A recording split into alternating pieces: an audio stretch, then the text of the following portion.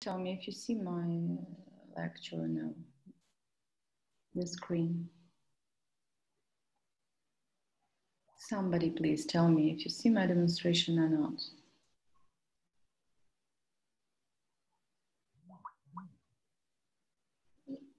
It's silence. Could you tell me? Like this I would start. Hello. Yes, it's great. Yes, looks good today. You see, I'm looking at you, staring at you. I hope yes. So we start the lecture. The topic is child neurobehavioral development. And we start with the discussion why it's so important to evaluate not just physical development of a child, but as well the neuropsychic development. Then we will talk about the lines of evaluation of neuropsychic development of a child. Then we will talk about the psychic specificities of each age period of child. And then at the end, we will talk slightly, we will have some small information about the disorders of neuropsychic development. Okay, so we start with the definition. What is it, the neurobehavioral development of a child? As you know, it's one of the most important characteristics of the child general health state, because child may have normal physical development. It means normal length, normal weight, normal harmonic, yes, physical state, but be delayed in psychic development. And we could not call such a child as normal, yeah, as healthy child. That's why the health, it's a state not just of physical normal, yes, normality, but as well the psychic stability and psychic normal condition. And normally the evaluation of neurobehavioral development helps to evaluate the adequacy of process of that general maturation of a child. And it may, this neurobehavioral development depends not just on the physical state of a child, not just on the presence of vitamins and minerals in a normal quantity, in a needed quantity, but as well, it depends on the care and education efficacy. That it means that even child well-fed, child without any physical disorders, physically healthy child may have the delay, neuropsychic delay associated just with the absence of adequate care, like in case of orphanage, when the quantity of nurses is not we need, yes. Now it happens rarely, but we need to remember that it may happen. The absence of adequate psychic care, yes, presence of a caregiver may cause the neuropsychic delay even in children who are mentally, no, who are physically normal, physically healthy. But we understand that the most important condition of neurobehavioral development well done, it is the necessary stage, necessary maturity of the neural system. That's why we need to remember that in newborn children, while the first 4 to 6 months of life, all cortex, all brainstem is deeply underdeveloped, as well as technically. A stereopallidal system of control of the impulses coming to the brain. It means that the only thalamopallidar system is the most important, the most developed organ part of the central nervous system, which is controlling mostly all the process of organs and systems functioning. Then, until the end of the first year of life, the striopallidar part of the brain will finish plus minus enough, yes, continue enough the maturity process in order to control, under control, the thalamopallidar part, and will become the leading, will become the most important manager, yes, of the all organs and system controlling processes. And only after the 1 year old we can expect the cortex to demonstrate its maturity. It means to control the organs and systems and to perform the high intellectual activity, like, for example, speech. Yes, that's why technical child start talking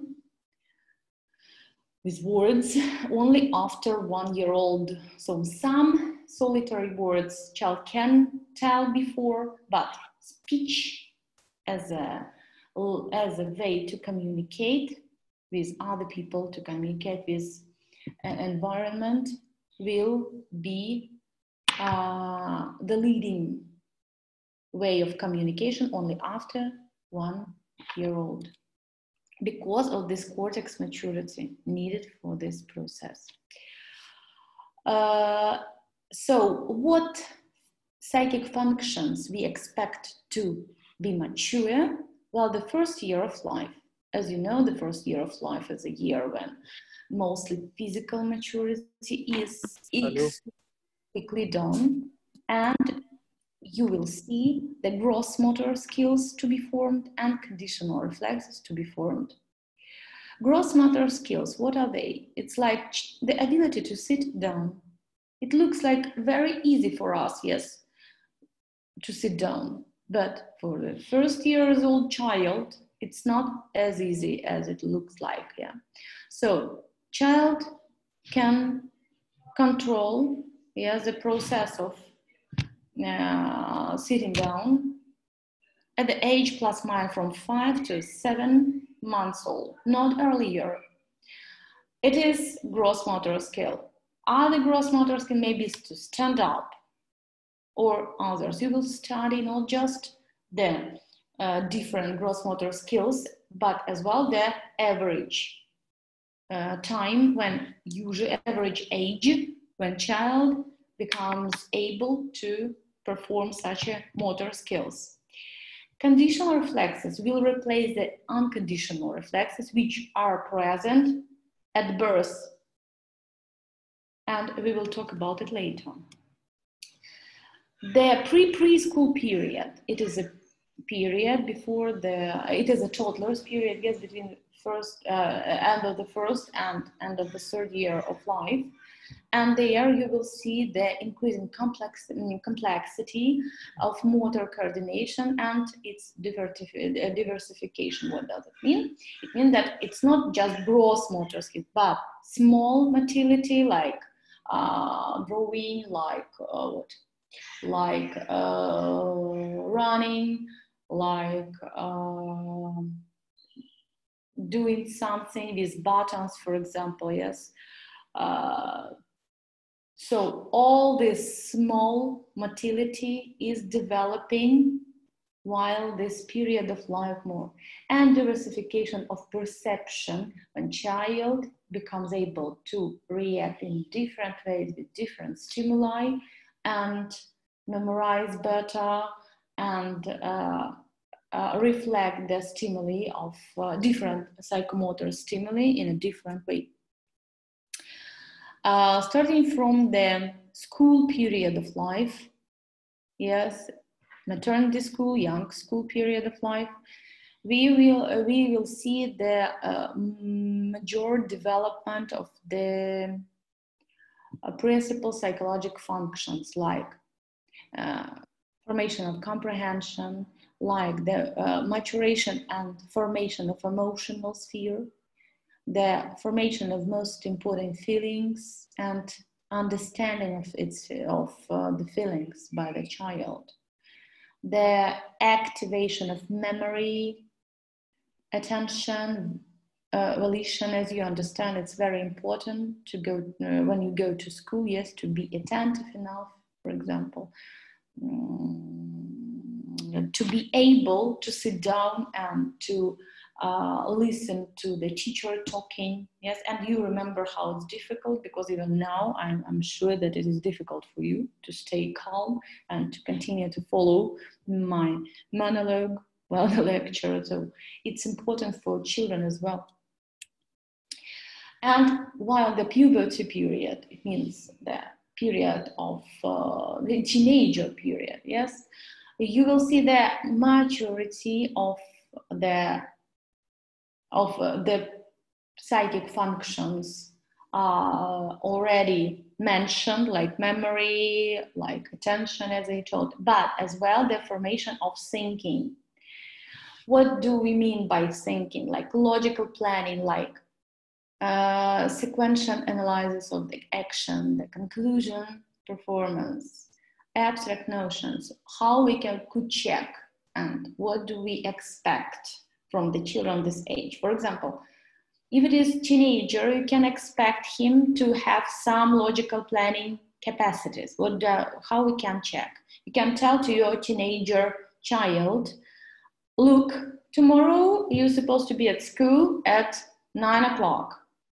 And you tell, and that is all. And it's up to your teenager to decide, to think, okay, it's logical. If I need to be at school at 9 o'clock, it means that I should wake up at 7 o'clock, I should eat, then do something, yes, and needed preparation. And then I'm supposed to go to school at 8 o'clock, for example, because I need time to go, I don't know, and I have to buy some food for me, for example, you see. So it is called logical planning.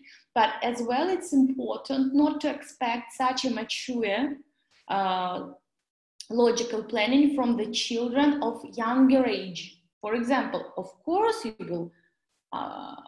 will try to push them to train them in such things like logical planning, like making conclusion, but it doesn't mean that child from the maternity school, from young school, is able to make real conclusion from his or her actions, real conclusion, you see? So for example, if you tell to a child, okay, if you wake up later than 9, you will never get school at 9:30, you see? So make conclusion, today you woke up at 9 and we are not at school, yes, because we are late.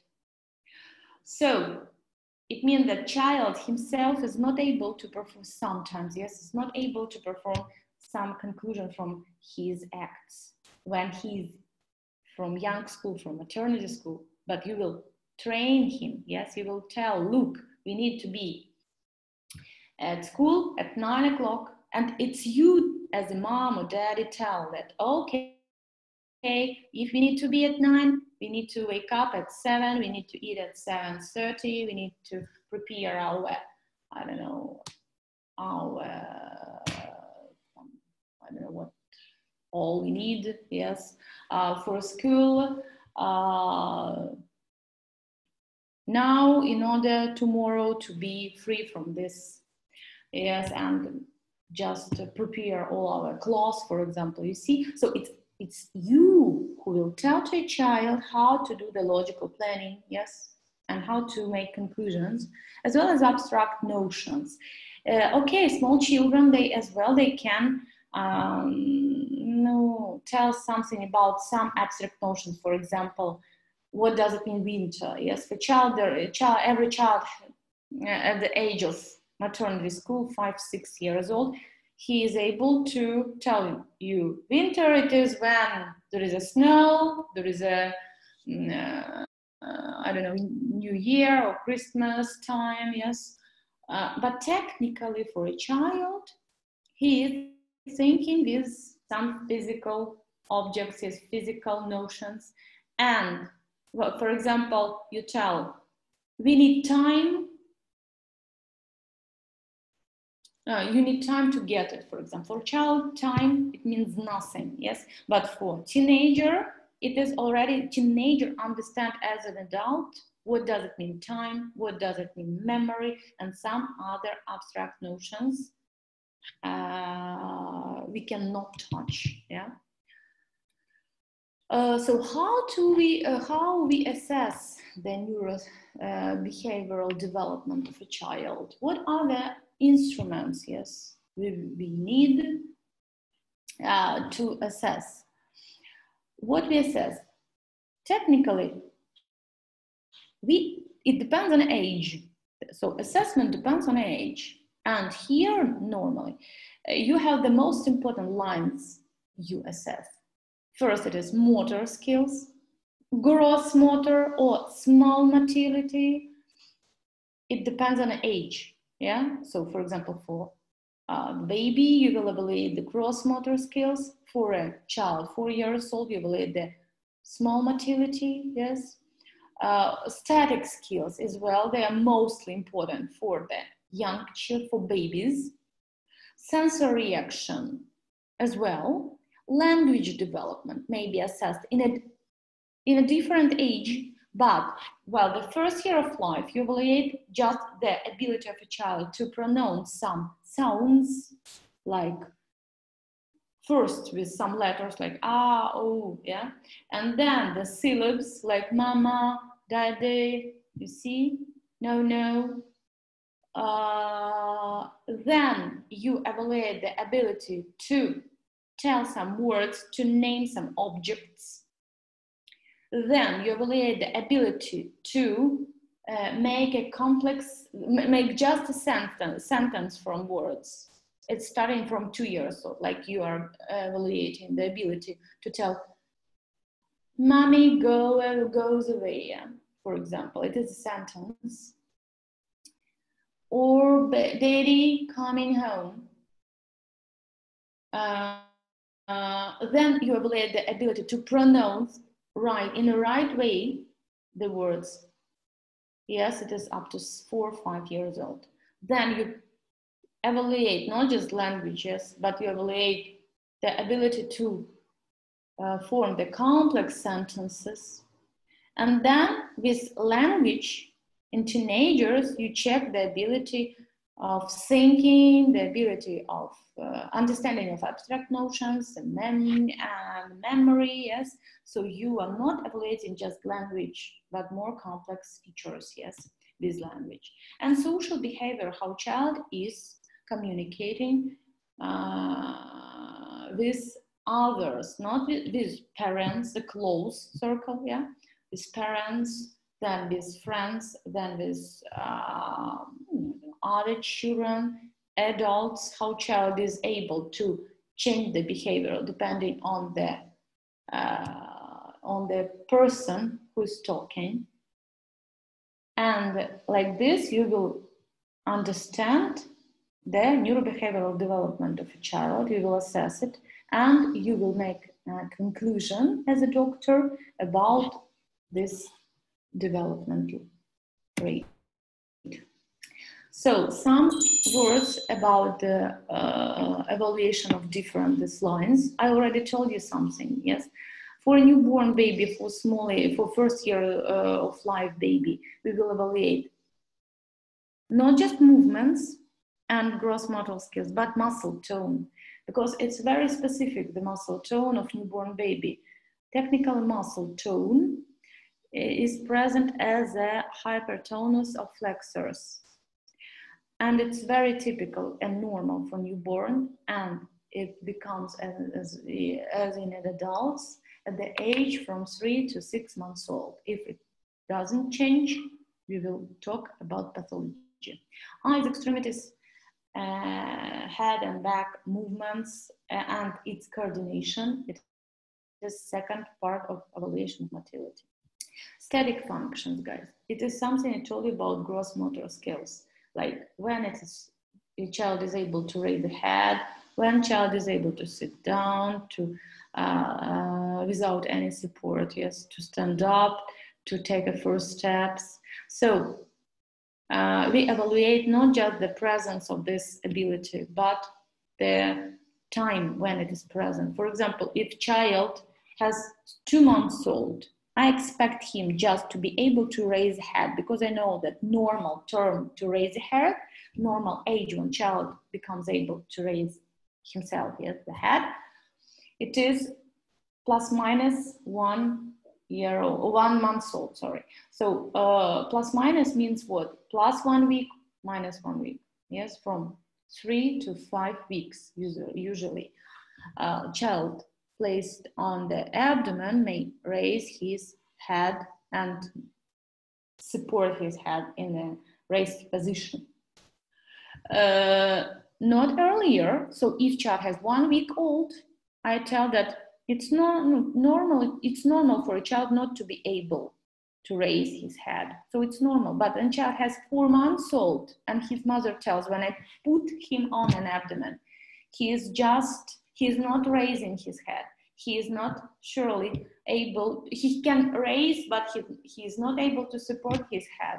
I tell about delay of formation of this skill. Okay, the same for sit down, the same for stand up. When it is a child who has 6 months old and his mother tells, my child is not able to stand up, it's normal, doctor. I tell, yes, it's absolutely normal, because this ability is forming from 8 to 10 months usually.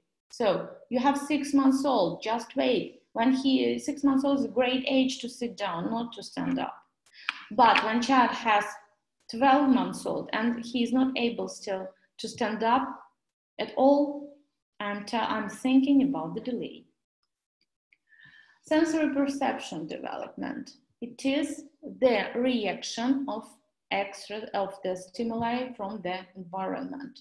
So firstly, child is reacted when he is newborn with his just eyes, and he is reacting on the light, on the sounds, on the pain, on a touch. Then child has a feeding dominant formation. What is feeding dominant? Feeding dominant, it is the ability to decrease the reaction of stimuli when child is eating. It's very good for nervous system relaxation, and it's very good for a child. It's very good for the formation of the context child-mother. And it means that, no, I told you, child is calming down, child is not reacting too much when he's fed. It's good. Then you will see the diversification of the reaction depending on the stimuli. For example, when somebody is coming and looking at the child may do nothing, or because child is too young to diversify the persons coming. But at the age of 1 month old only, child already is able to recognize his mother. So when his mother is coming, or the principal caregiver, who normally is mother, a child is smiling to her when she's coming and telling, hello, my darling. And child recognizes the voice of mother, the smell of mother, the mother face, and it is, I don't know, giving her a smile, and it means that child is trying to diversify, is able to diversify the reaction of different objects. And then the sensory language, yes, a child is able to show that I don't like this, I like this, yes, to smile, to cry. It is sensory language. Language development. I told you that we will evaluate, assess language in a different way depending on the child age. And here there is a name of different stages of language development, like cooing, babbling, double syllables words formation, 2-word sentences, 3 and more word sentences, and complex sentences. They are different. They happen in different age normally. It's like cooing from the first half of a year, bubbling from the second half of a year. At the end of the year, usually we see the ability to pronounce some two syllables words like mommy, daddy, I told. Then second year of life, 2 word sentences. 3 years old and more, it is 3 words and more. It's easier to remember like this. Unconditional reflexes. I will not stay on this slide forever. Why? Because they are a lot. There are a lot of different reflexes. You will study by heart all these reflexes, what we do, what child is doing as a response. On the pictures, you just can see some of them. Like on the upper picture here, you see the child turning his head to the direction of the persons who is pushing on child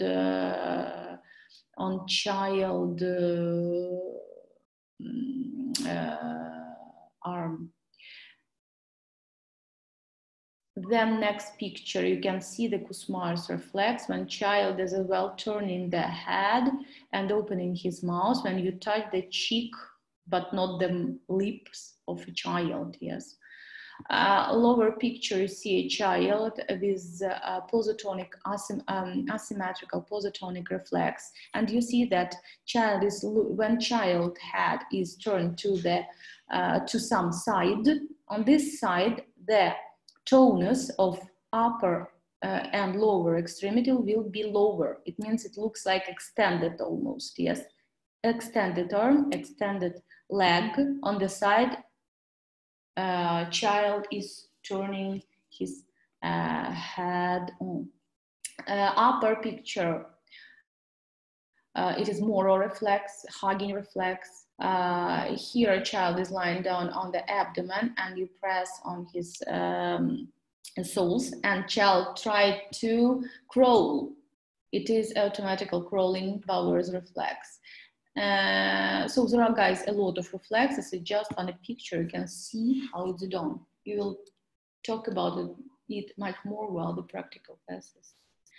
What you assess, how you assess these reflexes. This child, normally newborn child has all these reflexes, and if you check, for example, you press on soles, you press antenna on a palm, yes, you press or you touch it, skin on a cheek, you turn the head of a child. Child should react in a specific way. This is called reflex, yeah? But you evaluate if this reflex is present and how the expressiveness, yes, how it is expressed. Then, if it is present in both ways, we should perform all reflexes symmetrically, yes? And when it disappears, because these reflexes should be all present in newborn baby, but till the age 3-4 months old, mostly all these reflexes are disappearing. So if I try to check the motor reflex in child who has come 5 years old, 5 months old, this child will do nothing because this reflex is not present anymore.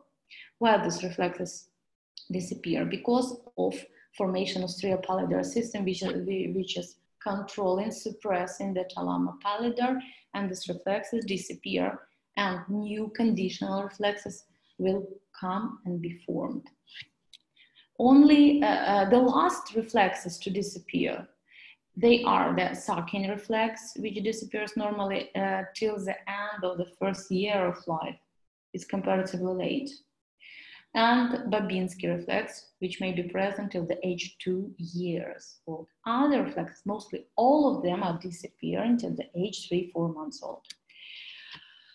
How often we evaluate the neuropsychic development? Once per month during the first year of life, once per 3 months during the second year of life, and once per a half of a year during the third year of life, then once per 1 year. Leading psychic activity, what is it? It is the leading activity of brain of a child which stimulates the whole neuropsychic development of a child. It is the only activity, no, but it is the leading, the most important. So fetus, for example, has his own psychic activity already. Even being fetus, child can hear voices and sounds of music. That's why child can react in a different way when he's when he likes or not. The music you hear, the sounds, child hear. Child can feel touching. That's where you can technically communicate with your fetus when you're pregnant. Yes, it's and for mommy and for daddy to touch an abdomen, and child can feel your touch, can see the light, can recognize some taste like like mostly sweetened note. Yes, and feels mother's emotions. That's why when mother is happy, your child is happy as well. And feel his own emotions. Mostly of these emotions are negative. Why? Because negative emotions have much more important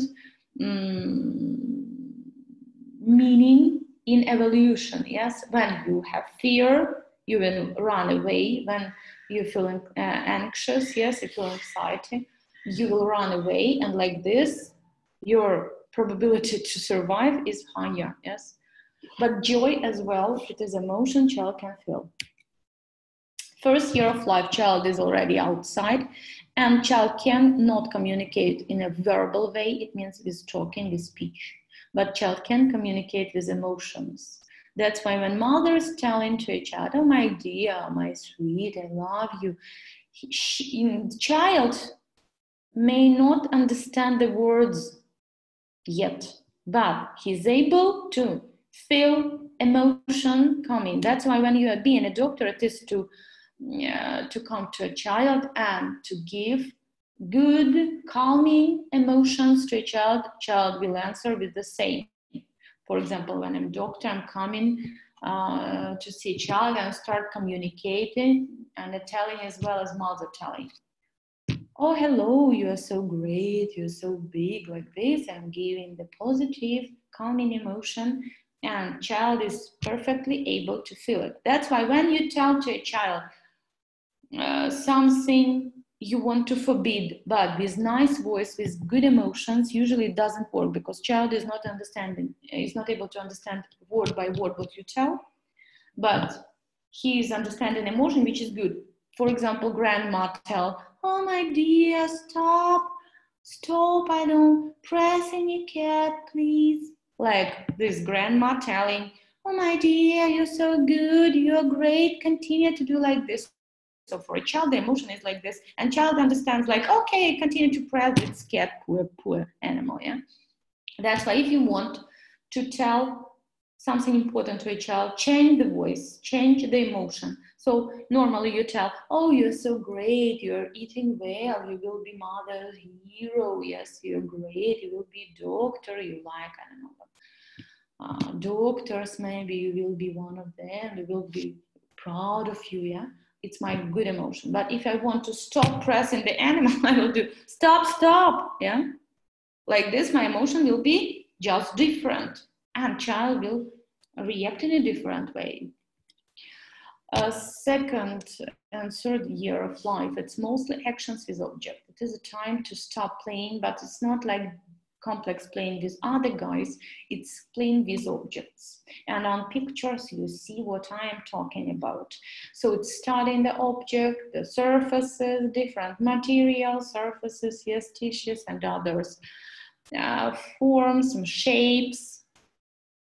It is something called colors child is studying, and like this child is studying the world. That's why it's so evident to love as a toy, to have them. For example, your phone as a toy, your smartphone as a toy, because it's so interesting to push a button, yes, to see the light. Yeah, maternity school from 4 or for our country, this kindergarten, from 4 to 6 years old is mostly playing, but this playing is not less with objects and more with different people. And while this playing, the socialization starts, and child is copying the activity of adults and study how this world is functioning. Yeah, like when my mother is doctor, or I remember performing vaccination, for example, I telling to my, I don't know, friend, okay, I will be doctor, you will be my patient, yes, and this doll will be your child. You come to, for example, it's my visit, I'm doctor, I'm visiting you at home, and let's play that it is your child who's ill, for example, you see, or I don't know, my father is policeman, that's why I will be policeman and you will be, I don't know whom. So it's a very interesting playing, and it is a very important part of socialization of a child. Then it is studying, and it continues sometimes even in adult age. You do the studying as well. And what is important, guys, to remember, when you study not just the facts, for example, the age of leading activity studying, try to learn it, yes. So studying, it's not just to memorize the facts. It is much more about the formation of complex way of thinking, understanding new abstract notions, and understanding the association with of different objects, of different notions. For example, you are trying to form in your ability for complex medical thinking about the disorders and human body. That's why when you start in pediatrics, we technically we don't care if you want to be pediatricians or not. We are helping to form your complex medical thinking, understanding, deep understanding of what happens, what processes, yes, take place in our body. School maturity, what is it? It is, or school readiness, yes, it is the complex of notions which help a child, or make possible for a child to perform the school studying. A child should be in good health, yes. Child should have a social competence, be able to work with other people. Child should be emotionally mature enough. Child should have enough language and cognitive skills enough to communicate, yes, to be understood, to communicate in a normal way with teachers, with other people, our children. General knowledge about timing, for example, about social behavior, and all this is called school maturity. Normally, if you want your child to go to school, you evaluate his school maturity. Who is evaluating? Teacher, psychologist, and family doctor. Psychological crisis. Some words about psychological crisis, guys. What is it? Psychological crisis is a normal step of personal development. When somebody tells, I have a crisis, usually it looks like negative something, yes, negative period of life. Technically, yes, because it is difficult for a person to have a crisis.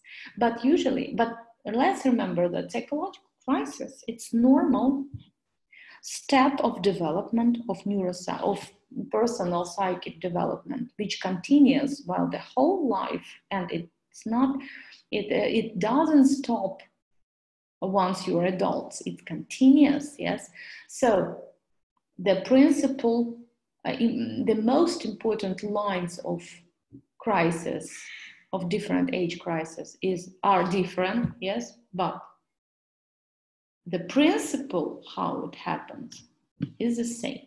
So what lines are? For example, at the age of infancy, the most important thing, psychological thing to form, crisis is to form, it is to trust or mistrust to extrauterine life, because there are a lot of aggressive factors for a child, like sounds too loud, yeah? No, they would seem like too loud for a child, like pain stimuli, there are a lot, yes, temperature stimuli, mother, father, different persons, caregivers, the communication with caregivers. So it's so difficult to trust, and it's better to choose trust, yeah.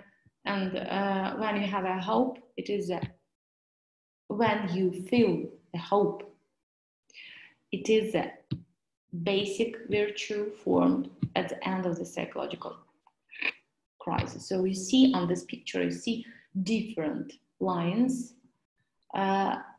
For example, early childhood is autonomy and shame. So you start with autonomy. It means what? Child is separating himself from his mother, trying to separate.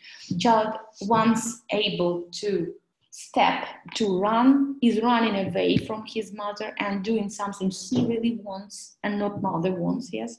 And it is called autonomy. And first steps in autonomy cause some negative results, yes, and cause the formation of shame on you, why you, I don't know, why you have done it, yes, something.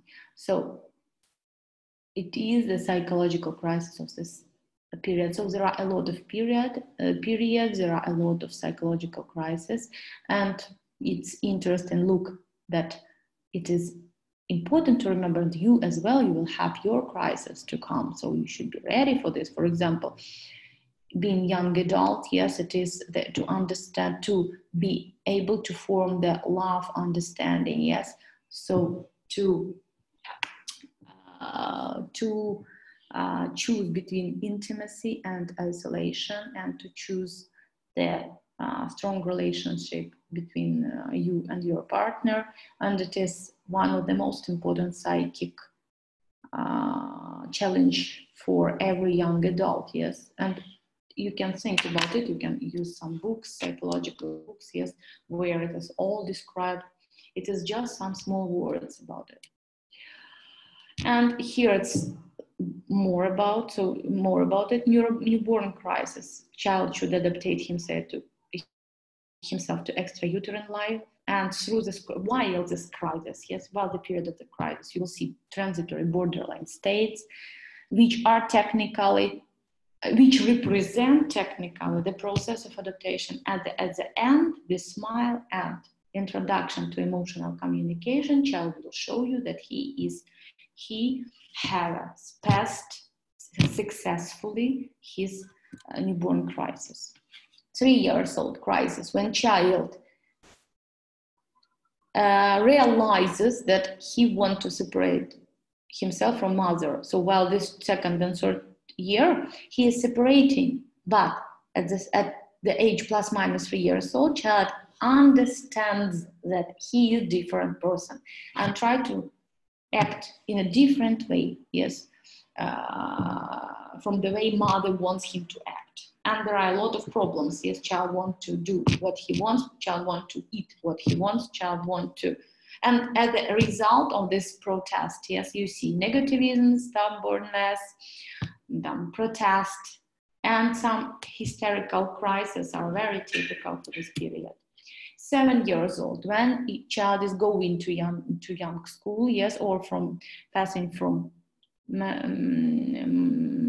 maternity to young school, and you will see the problems in social self-formation. You will see the grimacing and bad behavior, something they call bad behavior, yes, as well protest, to study, to stay in this class, to communicate with these people, yes. It is 7 years old crisis. Teenager crisis, I think you remember what it was, teenager crisis. There are three most important lines of teenager crisis. There are opposition to parental authority. So when children think that their parents understand nothing, yes, in feelings, in future, in modern life.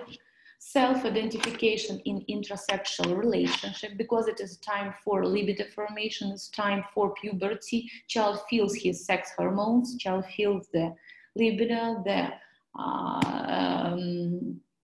the calling for sex and try to socialize this feeling and to be, I don't know, lovable for other, for partner. Yes, child is very centered on this, and it's very important problem for this period. And choosing future profession and direction of development as well.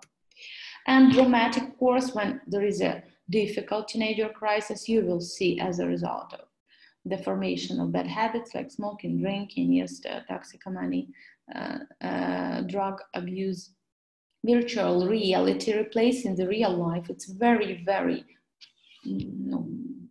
great problem for this period. Yeah, criminal behavior and different sex associated, yes, problems like pregnancy, like sexually transmitted diseases.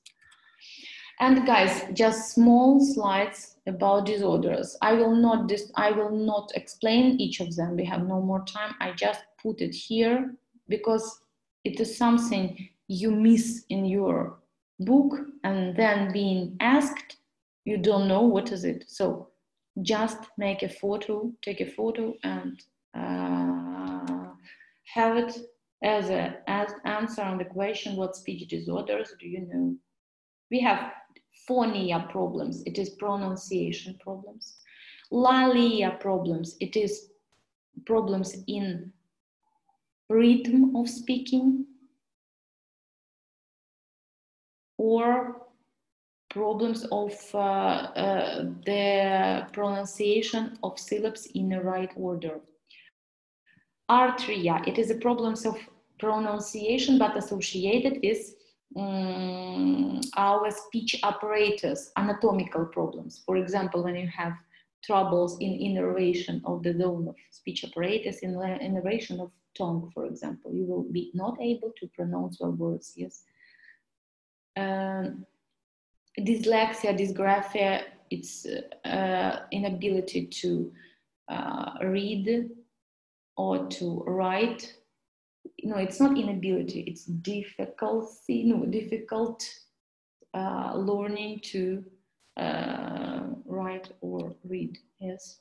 A lot of celebrities have such problems. Intellectual, and the last slide is the intellectual disability, guys. It's called oligophrenia. And on this slide, you will see what most important lines should be evaluated for a child who is suspected to be an intellectual disability. So we evaluate the intellectual, their disorders, so the most important psychic features, psychic functions like motility, speech, perception, memory. You check the psychic rigidity or mobility. You check the understanding of other abstract form of thinking. You check the high psychic functions, as speech, for example. You check the maturity of complex emotions. For some of these functions may be developed. Sometimes it depends on the stage of intellectual disability child has. Intellectual disability may be a result of different organic or functional disorders. For example, intellectual disability is typical for autism, well-known pathology now. It's difficult for cerebral palsy. It's typical for some types of epilepsy. It's typical for endocrine disorders, for example, for hypothyroidism and other diseases. So sometimes you have organic cause like hypothyroidism, lack of hormone, like T3, T4, yeah. But sometimes you have no known organic reason, like in case of autism, we have no known organic reason. Child looks like healthy, but he's not. He has intellectual disability. That is all I want to tell you about the neurobehavioral development. Thank you for coming and for watching this lecture. Do you have some questions to me? If you have, please ask me.